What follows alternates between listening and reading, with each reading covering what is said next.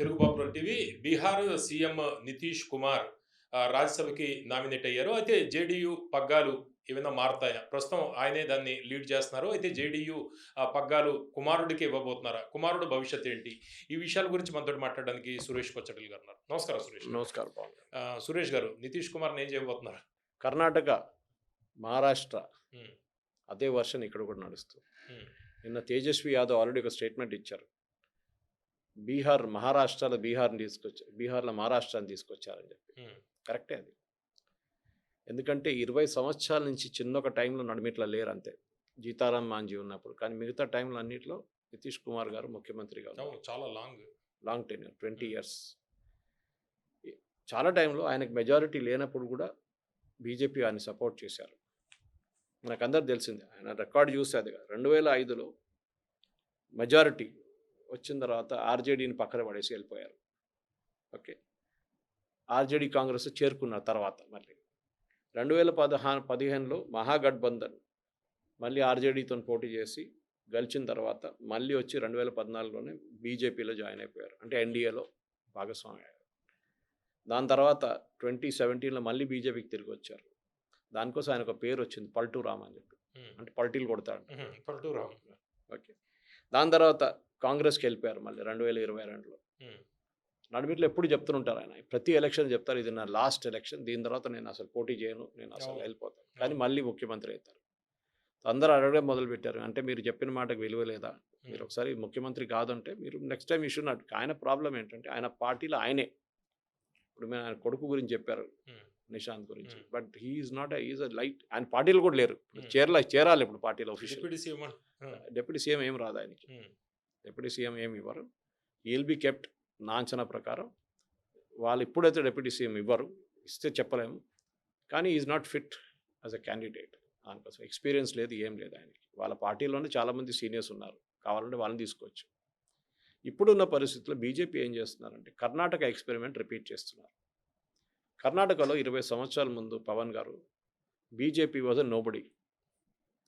JDS and Congress, అంటే కుమారస్వామి, దేవగౌడ గారు ప్రధానమంత్రి కూడా అయ్యారు.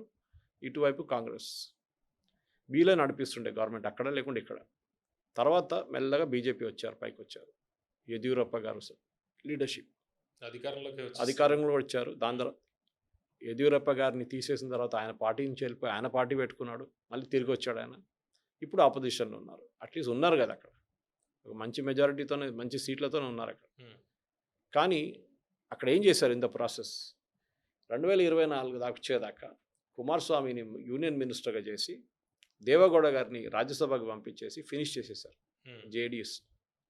ఇప్పుడు జేడిఎస్ అనే పార్టీ మండ్యా పార్టీ నుంచి నోబడి పార్టీ అయిపోయింది. ఏం లేదు. ముందు మండ్యా ఏరియాలో గెలుస్తారు వాళ్ళు, అంతే. ఇప్పుడు అది కూడా లేదు, అంతే. ఇప్పుడు అది కూడా లేదు. ఆ పరిస్థితికి వచ్చేసారు. రేవన్న కొడుకు కేసు అదన్నా చాలా వాళ్ళు ఇమేజ్ పోయింది వాళ్ళు దాంతో. ఇప్పుడున్న పరిస్థితుల్లో ఏం చేస్తారు, ఏం చేయలేరు. ఇప్పుడు మొన్న స్టేట్మెంట్ ఏమి ఇచ్చారు కుమారస్వామి, మేము కావాలంటే ఒంటరిగా పోటీ చేస్తాం నెక్స్ట్ టైం అని. అప్పుడు ఎవరు అడిగారు, మళ్ళీ మీరు మినిస్టర్షిప్లో అందుకున్నారు, రిజైన్ చేసుకోవచ్చు కదా ఎప్పుడంటే. అది చేయడం, ఎందుకంటే అది చేస్తే అది ఉండదు, ఇది ఉండదు. బీజేపీ ఏం చేశారు, స్లోలీ వాళ్ళు తీసేశారు. ఇప్పుడు డైరెక్ట్ బీజేపీ కాంగ్రెస్ ఫైట్. మహారాష్ట్రకు వద్దాం. మహారాష్ట్రలో శివసేనని స్ప్లిట్ చేయడానికి షిండేని వాడుకున్నారు. సుశీల్ కుమార్ షిండే అప్పుడు ఉండే, వాడుకున్నారు, సీఎం చేశారు.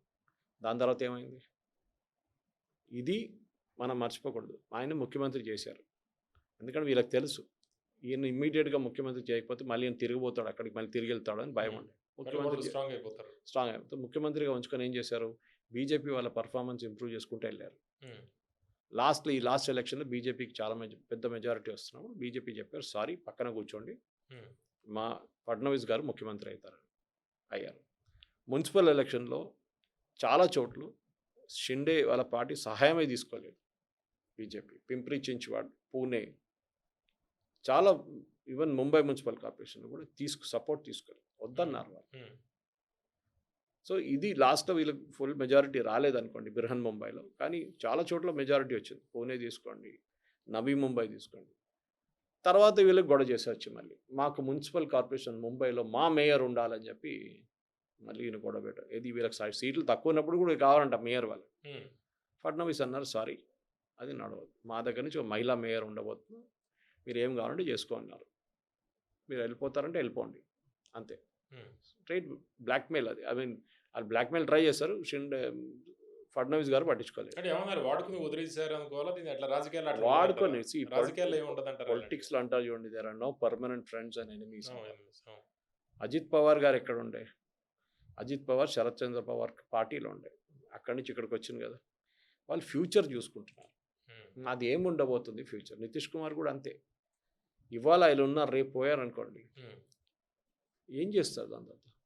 ఇవాళ జేబీ పట్నాయక్ తర్వాత బీజు జనతాదళ్ సంగతి ఏమైందండి? ఓకే, నవీన్ పట్నాయక్ వచ్చారు. ఆయన కొన్ని సంవత్సరాలు పరిపాలించారు, బాగానే చేశాడు, one of the longest serving. ఇప్పుడు ఆయన ఎవరు అడుగుతున్నారండి? ఎవరు అడగట్లేదు ఆయన. ఆ పరిస్థితికి వచ్చేసారు ఆయన. బికాజ్ ఆయన ఏమనుకున్నారు, నేనుంటే పార్టీ ఉంటుంది, నేను లేకుంటే పార్టీ ఉండదని. అది పెద్ద తప్పు. అది మీరు కాడర్ బిల్డప్ చేయలేదు, సెకండ్ హ్యాండ్ కమాండ్ బిల్డప్ చేయలేదు. ఏదో పాండ్యన్ అని చెప్పి ఒక ఐఏఎస్ ఆఫీసర్ని తీసుకొచ్చి అసిస్టెంట్గా పెట్టుకొని ఆయన్ని, ఎందుకంటే నేను పెళ్లి చేసుకోలేదు కదా, సో ఆయన్ని పెట్టుకుంటాను, అది కూడా జరగలేదు. అక్కడ ప్రజలు నిరాకరించారు. ఇప్పుడు నితీష్ కుమార్ ఏమో కొడుకుని తీసుకొస్తా అంటున్నారు. కొడుకుని తీసుకొస్తే పక్కన మంచి మినిస్టర్షిప్ ఇస్తే పక్కన కూర్చోబెడతారు. కానీ బీజేపీకి చాలా క్లియర్. అమిత్ షా గారు నిన్న ఉన్నారు పక్కన, మీరు చూసుంటారు ఆ ఫోటో. పక్కన అమిత్ షా గారు కూర్చొని నామినేషన్ ఫైల్ చేపిస్తున్నారు. సో అమిత్ షా గారు ఎందుకు కూర్చున్నాను చాలామంది అడిగారు. నేను చెప్పాను పాసిబుల్లీ భయం ఉండేమో ఆయనకి, పారిపోతాడేమో అని. దానికోసం పక్కన కూర్చున్నాడు. నామినేషన్ ఫైల్ చేసి అక్కడ నుంచి జరగొద్దని చెప్పేసి అది జరిగింది. ఇప్పుడు ఆయన రాజ్యసభకి వెళ్తున్నా అంటారు. పాసిబుల్లీ మినిస్టర్షిప్ ఇస్తారు, అగ్రికల్చర్. ఒత్తిడితోటే జరిగింది. చాలా క్లియర్ అది. మీకు మెజారిటీ తక్కువ ఉంది, కొంచెం కొన్ని సీట్లు తక్కువ ఉంది. మీరు రేపు మీరు ఎక్కువ గొడవ చేస్తే మీ ఎమ్మెల్యేలు మేము కొనుక్కుంటాం. Simple as that. Blackmail direct half. ఎందుకంటే మా ముఖ్యమంత్రి ఉండాలండి. కానీ బీజేపీ ప్రాబ్లం ఏముండే అంటే పవన్ గారు చాలా సంవత్సరాల నుంచి బీహార్లో బీజేపీకి ఒక లీడర్ లేరు. సుశీల్ కుమార్ మోదీ ఒక్కరే ఉన్నారు. ఆయన ఎప్పుడు ముఖ్యమంత్రి, డిప్యూటీ సీఎంగా ఉంటారు. ఆయన ముఖ్యమంత్రి ఎప్పుడు కాలేదు. ఎందుకంటే వీరు కార్యరు. యోగి ఆదిత్యనాథ్ లాంటి పవర్ఫుల్ లీడర్ యూపీకి వచ్చేదాకా యూపీలో కూడా బీజేపీకి లీడర్ లేకుండే. యాక్చువల్లీ కళ్యాణ్ సింగ్ గారు ఉన్నారు కానీ ఆ టైంలో, బట్ ఆయన టైం అయిపోయింది అది. దాని ఇప్పుడున్న పాలిటిక్స్లో కళ్యాణ్ సింగ్ గారికి మిస్ఫిట్ అయిపోతారు ఆయన టోటల్. ఆ టైంలో రామ్ జన్మభూమి మూమెంట్ ఉంటే కళ్యాణ్ సింగ్ గారు కరెక్ట్ పర్ఫామ్ చేశారు, కరెక్టే. కానీ ఆ జనరేషన్ అయిపోయింది. కొత్త జనరేషన్కి యోగి ఆదిత్యనాథ్ లాంటి లీడర్ కావాలి. డైనమిక్. అది కూడా ఆయనకి ఎక్స్పీరియన్స్ విత్ పొలిటికల్ ఎక్స్పీరియన్స్. 25 సంవత్సరాల్లోనే ఆయన యంగెస్ట్ ఎంపీ ఉన్నారు. ఆయన గోరఖ్పూర్ నుంచి 4 టర్మ్స్ ఎంపీగా సర్వ్ చేశారు. సో న్యాచురల్ ఎక్స్పీరియన్స్ ఉంది ఆయనకి. ఏం కావాలండి, ఆయన కాషాయ వేషాలు వేసుకొని చెప్పేసి ఆయన పొలిటీషియన్ కాదని కాదు కదా. ఇటువైపు చూస్తే బీహార్లో బీజేపీ యొక్క ఫ్యూచర్ చూస్తున్నారు. నెక్స్ట్ ఎలక్షన్ వచ్చేదాకా జేడీయూని మొత్తం వైపౌట్ చేసి ఒక 20-30 సీట్లకు తీసుకొస్తారు. లాస్ట్ టైం కూడా బీజేపీ చూడండి, పోటీ చేసిన సీట్లలో వాళ్ళ స్ట్రైక్ రేట్ బాగుండే. ఈవెన్ మహారాష్ట్రలో కూడా అంతే, స్ట్రైక్ రేట్ చాలా బాగుండే బీజేపీ. అప్పుడు బీజేపీ కొన్ని ఎక్కువ సీట్లు పోటీ చేస్తే బీజేపీకి ఆన్ ఇట్స్ ఓన్ మెజారిటీ వచ్చేస్తుంది. నితీష్ కుమార్ గారిది అన్నిటికంటే ప్లస్ పాయింట్ అంటే ఒకటి, ఆయన కరప్ట్ ఇమేజ్ లేదు. ఆయన కరప్షన్ క్లీన్ ఇమేజ్ ఉంది. రెండవది, ఆయన కాస్ట్ పాలిటిక్స్ కూడా చాలా కేర్ఫుల్గా వాడుకున్నారు. ఈజ్ ఫ్రమ్ కుర్మీ కమ్యూనిటీ, బ్యాక్వర్డ్లో. దాంట్లో కూడా చాలా తక్కువ పాపులేషన్ బీహార్లో. అక్కడ యాదవ్లు నాన్ యాదవ్ మీద గొడవ ఉంటుంది ఎప్పుడు. దానికోసం ఆయన అక్కడికి వెళ్తాడు, మళ్ళీ ఇక్కడికి వచ్చేస్తాడు, అక్కడికి వెళ్తాడు, మళ్ళీ ఇక్కడికి వచ్చేస్తాడు. ఇదే ఉండే పల్టూరామ్. సో ఆయన దగ్గర ఉన్న ప్రాబ్లం ఏంటంటే ఫ్యూచర్ లేదు ఆయనకి. ఇక్కడి నుంచి ముందుకు వెళ్ళాలంటే అప్పగించేసి బీజేపీకి, మీరు మమ్మల్ని మా పొరల్ని చూసుకోండి, వాళ్ళకు 40-50 సీట్లు ఇవ్వండి. ఓకే, ఎందుకంటే ఆయన వచ్చి క్యాంపెయిన్ కూడా చేయలేరు. లాస్ట్ టైం కూడా ఆయన he was not well, health బాగలేకుండా ఆయన ఏం చేస్తారు క్యాంపెయినింగ్. ఇదన్నమాట పవన్ గారు. అంటే ఈ పరిణామాల్ని ఆర్జేడీ కావచ్చు, లేకపోతే కాంగ్రెస్ కావచ్చు, ఎట్లా చూస్తుంది? ఆర్జేడీ ఆల్రెడీ కామెంట్ కొట్టారు. ఏది, బీజేపీ మహారాష్ట్ర తీసుకొచ్చారు బీహార్లో అని చెప్పేసి. కరెక్టే, దాంట్లో తప్పేముంది? అంటే లబ్ధి పొందడానికి వాళ్ళకి ఏదైనా మార్గం? ఎన్ని రోజులు పక్కన కూర్చుంటారండి, ఎన్ని రోజులు బెంచ్లో కూర్చుంటారు, ఎన్ని రోజులు 12th మ్యాన్గా కూర్చుంటారు? ఏదో ఒక రోజు మ్యాచ్ ఆడాలి కదా, ఏ రోజు కెప్టెన్ కావాలి కదా. ఎన్ని రోజులు నేను వైస్ కెప్టెన్గా ఉంటాను? సో అది బీజేపీ స్ట్రాటజీ. మీరు చూడండి, బీజేపీ బీహార్ ఒకటే కాదు, వారు గెలిచిన సీట్లలో, గెలిచిన స్టేట్స్ రాజస్థాన్, మధ్యప్రదేశ్, గుజరాత్, ఒడిషా, ఢిల్లీ, ఎక్సెప్ట్ గుజరాత్ పక్కన పెడితే మిగతా అన్ని స్టేట్స్లో వాళ్ళు కొత్త లీడర్స్ని తీసుకొచ్చారు. శివరాజ్ సింగ్ చౌహాన్ ఉన్న లాంటి ప్లేస్లో మధ్యప్రదేశ్లో కొత్త లీడర్ని తీసుకొచ్చారు. దేశంలో చాలా మంది కొన్ని పేర్లే తెలియవు ఆ అది సీఎం. రమణ్ సింగ్ గారు ఉమ్. ఎంత స్ట్రాంగ్ లీడర్ ఉన్నప్పుడు అక్కడ కొత్త సీఎం తీసుకొచ్చారు. విజయరాజ్ సింధియా అక్కడ ఇండియా ఫ్యామిలీ ఉన్న రాజస్థాన్లో కొత్త లీడర్ని తీసుకొచ్చారు. పార్టీ ప్రెసిడెంట్ల పేర్లు కూడా కొంతమంది కొన్ని తెలియవు. ఇది అన్నమాట. సో మనం ఎప్పుడు మర్చిపోకూడదు. అక్కడ ఇంత పవర్ఫుల్గా ఉన్న ఇండియా ఫ్యామిలీని పక్కన పెట్టి కొత్తగా పార్టీ తీసుకొచ్చారు. ఉమ్. శివరాజ్ సింగ్ చౌహాన్ ఎవరు అనుకోలేదు, ఆయనే గెలిపించారు ఎలక్షన్ చెప్తున్నారు బీజేపీ కూడా. అప్పుడు కూడా ఆయన తీసి యూనియన్ మినిస్టర్లు వేసేసి ఇక్కడ నెక్స్ట్ జనరేషన్ లీడర్షిప్కి వెళ్తున్నారు బీజేపీ. ఓకే, ఈ మహారాష్ట్ర లాంటి లేకపోతే ఈ బీహార్ లాంటి ఇటువంటి ప్రయోగాలు ఇంకా ఏ ఇతర ఇంకా లేవు కదా, రాష్ట్రాల్లో ఇంకా ఎక్కడ ఉంది బీజేపీ? తెలంగాణలో ఎంత పరిస్థితి? తెలంగాణ చాలా మంది అడిగారు నా దాని ప్రశ్న ఇవాళ నుంచి, 3వ ఛానల్లో నేను వస్తున్నాను వాటి వాళ్ళు. ఉమ్. తెలంగాణలో ఆ పరిస్థితి ఇంకా రాలేదు. ఉమ్. తెలంగాణలో పరిస్థితి ఎప్పుడు వస్తుందంటే బీజేపీ ముందు బీఆర్ఎస్ని వైపౌట్ చేయాలి. ఉమ్. అది బీజేపీ చేయట్లేదు. బీజేపీ చేసిన అన్నిటికంటే పెద్ద తప్పు పవన్ గారు అది. వాళ్ళు సెకండరీ జేడిఎస్లు చేసినట్ల కర్ణాటకలో ఇక్కడ చేయాలండే, అది చేయలేదు. ఎందుకు? దానికి కారణాలు చాలా ఉన్నాయి. కర్ణాటకలో ఫ్యాక్షన్స్ ఉన్నాయా? లేవు కదా. ఒక యడ్యూరప్ప గారే స్ట్రాంగ్ లీడర్. ఇప్పుడు ఆయన లేరు అని చెప్పి, ఆయన ఉన్నారు కానీ ఆయన కొడుకుని తీసుకొచ్చారు కానీ అంత స్ట్రాంగ్గా లేరు బీజేపీ. తెలంగాణలో ప్రాబ్లం ఉంది. తెలంగాణలో లెట్ అస్ యాక్సెప్ట్ ఇట్. నేను చెప్పలేదు, మోదీ గారు చెప్పారు. లీడర్షిప్ ఎక్కువ ఉంది. అంటే ఇండివిజువల్ లీడర్స్ వాళ్ళ గ్రూప్ సపరేట్ ఉంది. Um. Bandi Sanjay group, Kishan Reddy group, Dharmapuri Arvind group, ఎక్కడ లేని కొంతమంది వాళ్ళ గ్రూపు, మళ్ళీ ఇక్కడ ఈట్ల రాజేందర్ కొత్త గ్రూప్, వాళ్ళ గ్రూపు, పాత పాత వాళ్ళ వాళ్ళ ఇదంతా. గ్రూపు. ఇది ఏ సిచ్యువేషన్ కేరళలో ఉంది. ఉమ్. అక్కడ శోభా సురేంద్రన్ గ్రూపు, కే సురేంద్రన్ గ్రూపు, ఇప్పుడు రాజీవ్ చంద్రశేఖర్ గారు వచ్చారు, ఆయన గ్రూప్ ఒకటి. ఉమ్. అది కాకుండా మన పీకే కృష్ణదాస్ గ్రూప్, అట్లా గ్రూప్ ఉన్నారు. కేరళ కూడా ఫ్యాక్షనిజంలో నంబర్ 1. అవును. అదే ప్రాబ్లం అవుతుంది అక్కడ కూడా. సో మీరు స్ట్రాటజిక్గా బీజేపీ అఫ్కోర్స్ ఎలక్షన్ లేదనుకోండి ఇప్పుడు, కానీ స్ట్రాటజిక్లీ బీజేపీ ఆలోచిస్తే they should done Karnataka and Telangana. జేడిఎస్ని కంప్లీట్గా మీరు ఎట్లా సైడ్ లైన్ చేశారో బీఆర్ఎస్ని ఎట్లా సైడ్ లైన్ చేయాలండి, అది మీరు చేయలేదు. అప్పుడైపోయింది ట్రిపుల్ పార్టీ ట్రయాంగులర్ కాంటెస్ట్ అయిపోయింది. 33% ఇద్దరు, దాంట్లో ఎవరికి 40 వస్తే వాడు గెలుస్తాడు, ఎవరికి 50% వస్తే ల్యాండ్ స్లైడ్ అయిపోతుంది, యాంటీ ఇన్కంబెన్సీ ఒకటి చీలిపోతుంది ఇక్కడ. చీలిపోతుంది. ఉమ్. మీరేం చేశారు? మీకు గోల్డెన్ ఆపర్చునిటీ ఉండే మీకు బీఆర్ఎస్ని ఫినిష్ చేయడానికి. కవిత పార్టీ నుంచి వెళ్ళిపోయింది. ఉమ్. కేసీఆర్ గారు ఈజ్ నాట్ వెల్. ఇక్కడ పార్లమెంట్లో జీరో హరీష్ రావు, వచ్చింది. కేటీఆర్ గారు మాట్లాడారు. పార్లమెంట్లో 0 వచ్చింది అప్పుడు. మీరు ఎందుకు అప్పుడు ఫినిష్ చేయలేదు?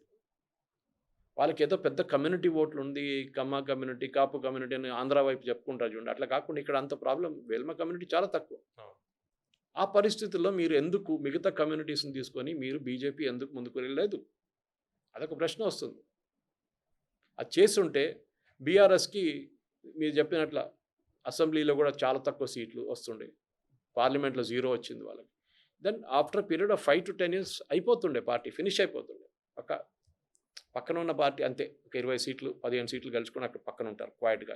కానీ మీరు ఒక చవన్ప్రాష్ తినిపించారు వాళ్ళకి, కొత్త ఎనర్జీ తీసుకొచ్చారు వాళ్ళకి ఈ మున్సిపల్ ఎలక్షన్లో. అది చేసిన అన్నిటికంటే పెద్ద తప్పు. నేను వాళ్ళ లీడర్ని కొనుక్కోవాలని చెప్పట్లేదు. ఈట్ల రాజేందర్ గారు ఎట్లా వచ్చారు? అక్కడి నుంచి వచ్చారు కదా, ఆయన వచ్చి తోడొచ్చి ఆయన స్ట్రెంగ్త్ ఆయన తీసుకొచ్చారు. మిగతా చాలా లీడర్లు ఉన్నారు. కూడా వచ్చారు కదా, చాలా మీరు మిగతా తీసుకోవాలండి. వాళ్ళ లీడర్ని అందరిని కొనుక్కోవడం అనేది wrong word to use, but I'm just saying వాళ్ళందరినీ మీ పార్టీలు తీసుకొని ఆకర్షించడం అనుకుంటే వాళ్ళు రేపు ఒక స్ట్రెంగ్త్గా తయారవుతారు. మన సుశీల్ కుమార్ షిండే గురించి మాట్లాడతాం ఇప్పుడు మనం. షిండే గురించి మాట్లాడినప్పుడు ఎందుకు మాట్లాడతాం మనం? Shinde is a classic example in Maharashtra how we managed. Okay, so ఈ పరిస్థితిలో మన దగ్గర ఉన్న దానికి we should definitely use it. వాళ్ళ స్ట్రెంగ్త్ యూజ్ చేస్తే బీజేపీకి ఇక్కడ కూడా అదే జరుగుతుంది. కానీ ఏదో సెంట్రల్ లీడర్షిప్ దీంట్లో ఒక డిసిషన్ తీసుకుంటలేరు, అది ఎందుకో తెలియదు. తీసుకొని ఉంటే ఇప్పుడు దాకా బీజేపీకి తెలంగాణ, ఎందుకంటే ఆంధ్రాలో వీళ్ళకి ప్రసక్తి లేదు, ఇప్పుడైతే లేదు, at least not in the near future. అది ఎప్పటి నుంచో చూసుకొస్తున్నాం మనం. యాజ్ లాంగ్ చంద్రబాబు నాయుడు గారు ఉంటారు అక్కడ, ఆయన ఫస్ట్ హ్యాండ్ ఆయనకే ఉంటుంది. ఇప్పుడు పవన్ కళ్యాణ్ గారు ఉన్నారు నంబర్ 2, దెన్ నంబర్ 3 పార్టీ అయిపోయారు బీజేపీ అక్కడ.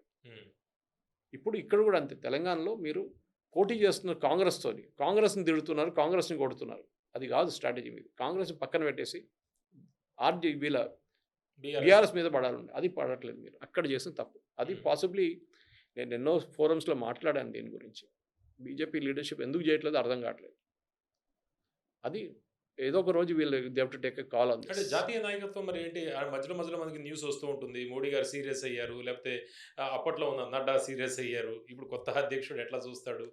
ఏంటి నాయకత్వం మరి జాతీయ నాయకత్వం కూడా అదే, నాయకత్వం? నాకు కూడా అదే అర్థం కావట్లేదు. హ్మ్. నాయకత్వం ఎందుకు ఇంత సీరియస్‌గా తీసుకోండి? ఎందుకంటే సౌత్‌లో ఒకటే స్టేట్ వీళ్ళ దగ్గర ఉంది. అంటే ఇప్పుడు అక్కడ కూడా అపోజిషన్‌లో ఉన్నారు కర్ణాటకలో. హ్మ్. తమిళనాడు మీరెప్పుడు గెలవలేరు. On your own. కేరళ కూడా అంతే. అట్లాంటి పరిస్థితుల్లో ఆంధ్ర కూడా మనం మాట్లాడుకున్నాం ఇప్పుడు. ఒక్క స్టేట్ మన సౌత్‌లో ఇక్కడ నుంచి వెళ్ళడానికి ఒక పెద్ద స్టేట్ మన తెలంగాణ, అది మీరు పక్కన పెట్టేశారు దాన్ని. మీ స్ట్రాటజీ ఫెయిల్ అయింది అక్కడ. మీరు all corrupt, KCR corrupt, KCR Medigadda, KCR Kaleshwaranath అని చెప్పుకుంటూ పోతే మీరు ఫినిష్ చేసేసేయాలండి ఒక పార్టీనే. హ్మ్. ఎట్లా దేవగౌడ గారిని మీరు రాజ్యసభ ఎంపీగా పంపించారు, ఇప్పుడు ఎట్లా నితీష్ కుమార్ని బీహార్ నుంచి రాజ్యసభ పంపించారు. ఇట్లనే ఇక్కడ కూడా ఒక డీల్ చేసుకొని కేసీఆర్ని కంప్లీట్ చాప్టర్ క్లోజ్ చేయాలండి. అంటే సురేష్ గారు ఢిల్లీ లిక్కర్ స్కామ్‌లో పెద్ద డ్యామేజ్ చేయగలిగారు పార్లమెంట్ ముందర. అయితే మళ్ళీ బౌన్స్ బ్యాక్ అయింది ఇప్పుడు కవిత. ఇది కొత్త కవిత బౌన్స్ బ్యాక్. రేపు ఢిల్లీ హైకోర్టు స్టే చేస్తే ఏం చేస్తారు అప్పుడు? హ్మ్. రేపు ఢిల్లీ హైకోర్టు ఇదే జడ్జ్మెంట్ స్టే చేశారండి. స్టే చేస్తారు. అప్పుడు మళ్ళీ కవిత ఇస్ గిల్టీ అగైన్. హ్మ్. అప్పుడు క్లీన్ చిట్ లేదు, ఏం లేదు. మళ్ళీ కేసు మొదలవుతుంది. మళ్ళీ మొదలుకొస్తుంది. మళ్ళీ అదే. సో దాన్ని పక్కన పెడదాం. హ్మ్. కవితకి మీరు చాలా ఇంపార్టెన్స్ ఇస్తున్నారు. ఆమె బీఆర్ఎస్లో ఉన్నప్పుడు కూడా ఆమెను చాలామంది సీరియస్గా తీసుకోలేదు. ఆమె ఎన్జిఓ ఒకటి నడిపించుకుంటుంది. జాగృతి, అది తెలంగాణ అది నడిపించుకుంటుంది అంతే. ఆమెకి ఒక కానీ పొలిటికల్ ఆ పుల్ ఢిల్లీ లేకుండా. లిక్కర్ స్కామ్ పార్లమెంట్ ముందర తీసుకురావడం వల్ల బీఆర్ఎస్ మాత్రం బాగా డ్యామేజ్ అయింది కదా! అది మీరు ఎట్లా అంటారు అది? నాకు అది అర్థం ఎందుకంటే కాదు. అసెంబ్లీలో 39 దాకా వచ్చాయి. ఇప్పుడు 37 2 పోయాయి. 39 దాకా 39 వచ్చాయి. దాంతోటి ఆ రేషియోలో మనం లెక్కేసుకున్నా కూడా కొన్ని పార్లమెంట్ రావాలి కదా! అట్లంటే బీజేపీ కూడా రావాలి కదా. హ్మ్. బీజేపీ ఎన్ని సీట్లు గెలిచారు లోక్సభ? 8 8 ఒక పార్లమెంట్ కాన్స్టిట్యున్సీలో 6 అసెంబ్లీ సెగ్మెంట్లు ఉంటాయి మినిమం. హ్మ్. అప్పుడు ఎంత గెలవాలంటే బీజేపీ? 40, 45 అయినా గెలవాలంటే కదా. ఎన్ని గెలిచారు? పార్లమెంట్ అంటే మోడీని చూసి కదా వేసేది. అది అక్కడ చెప్పండి. అప్పుడు మీరు వచ్చారు, అదే రీజనింగ్ మీద వచ్చారు. హ్మ్. స్టేట్ లెవెల్కి వచ్చినప్పుడు స్టేట్ పాలిటిక్స్ ఉంటుంది, నేషనల్ లెవెల్ నుండి నేషనల్ పాలిటిక్స్ ఉంటుంది. హ్మ్. స్టేట్ లెవెల్లో వాళ్ళ దగ్గర ఎక్కడో బయట నుంచి వచ్చిన ఒక ముఖ్యమంత్రి క్యాండిడేట్ హ్మ్. Revanth Reddy, ABVP roots, TDP అట్నుంచి తిరిగి వచ్చిన మనిషి. హ్మ్. ఆయన ఒక చాలా మంచి క్యాంపెయిన్ నడిపించారు, దానికి డౌట్ లేదు. ఇక్కడున్న కాంగ్రెస్ లీడర్లు ఎంతో పాతమంది లీడర్లు ఉన్నారు ఇక్కడ. హనుమంతరావు నుంచి, ఉత్తమ్ కుమార్ రెడ్డి నుంచి, జానారెడ్డి నుంచి చాలా పెద్ద పెద్ద మేధావులు, బట్టి విక్రమార్క. ప్రతి ఒక్కళ్ళు సీఎం క్యాండిడేటే ఆ, కదా అప్పట్లో. హ్మ్. అట్లా టైంలో బయట నుంచి వచ్చిన మనిషి ఎట్లా ముఖ్యమంత్రి అయ్యాడు? బికాజ్ ఈ షోడ్ దట్ లీడర్షిప్ జీల్. అది కావాలి బీజేపీ. హ్మ్. యోగి ఆదిత్యనాథ్ గారు ఎట్లా పనిచేస్తారు? ఓకే, మీరు శివరాజ్ సింగ్ చౌహాన్ ఎట్లా గెలిపించారు మిమ్మల్ని? హర్యానాలో ఉన్న చిన్న ఒక ముఖ్యమంత్రి సైని గారు ఎట్లా గెలిపించారు? హర్యానా ఓడిపోతారు అనుకున్నారు, అక్కడ కూడా గెలిచారు. That is how it should be. ఆ ఫైర్ ఇన్ ద బెలీ అంటాం చూడండి, అది ఉండాలి. హ్మ్.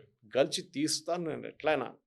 అది కాకుండా వాళ్ళని తిట్టడము, వీళ్ళని తిట్టడము, ప్రెస్ కాన్ఫరెన్స్ పెట్టుకోవడం ఏం కాదు. మోదీ గారు ప్రెస్ కాన్ఫరెన్సే పెట్టరు. హ్మ్. మోదీ గారు ప్రెస్ కాన్ఫరెన్సే చేయరు. కానీ ఆయన పాయింట్ ఆఫ్ వ్యూ కన్వే చేస్తారు కదా, సోషల్ మీడియా యూజ్ చేస్తారు. మోదీ గారు తర్వాత చెప్పారు మొన్న అంట, 3 కోట్ల మందంట ఓవైసీ సోషల్ చూసుకొని మీడియాలో. నేర్చుకోమన్నారంట.